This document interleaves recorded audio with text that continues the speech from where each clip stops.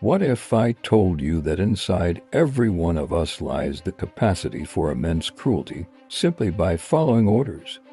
In 1961, just months after the trial of Nazi war criminal Adolf Eichmann, a young Yale psychologist named Stanley Milgram devised an experiment to answer a chilling question: could the Holocaust happen?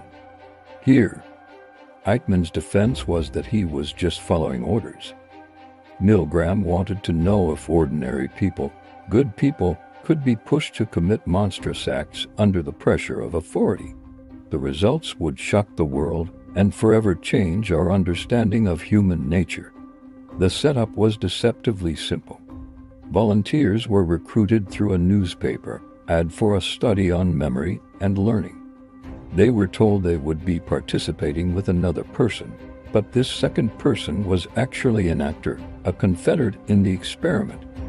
A rigged draw always assigned the real volunteer to the role of the teacher and the actor to the role of the learner.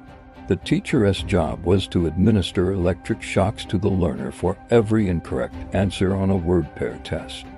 The learner was strapped into a chair in an adjacent room, electrodes attached to his wrists.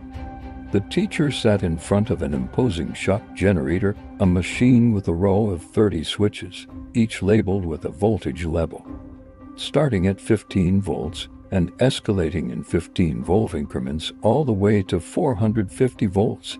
Labels under the switches ranged from slight shock to danger, severe shock, with the final two switches marked simply with an ominous 30. Before the experiment began, the teacher was given a sample shock of 45 volts, just to feel what the learner would experience. It was a mild but uncomfortable jolt, the only real shock in the entire study. The actor, the learner, was never actually shocked. His reactions were all pre-recorded. As the test started, the teacher would read a list of word pairs. Then, they would read the first word of a pair and four possible answers. For each wrong answer given by the learner, the teacher was instructed by the experimenter, a stern man in a gray lab coat, to administer a shock, increasing the voltage one level each time. The experiment begins, 75 volts. A small grunt of pain comes from the other room. 120 volts. The learner shouts that the shocks are becoming painful. 150 volts. He cries out, "Experimenter, get me out of here. I won't be in the experiment anymore. I refuse to go on." The teacher often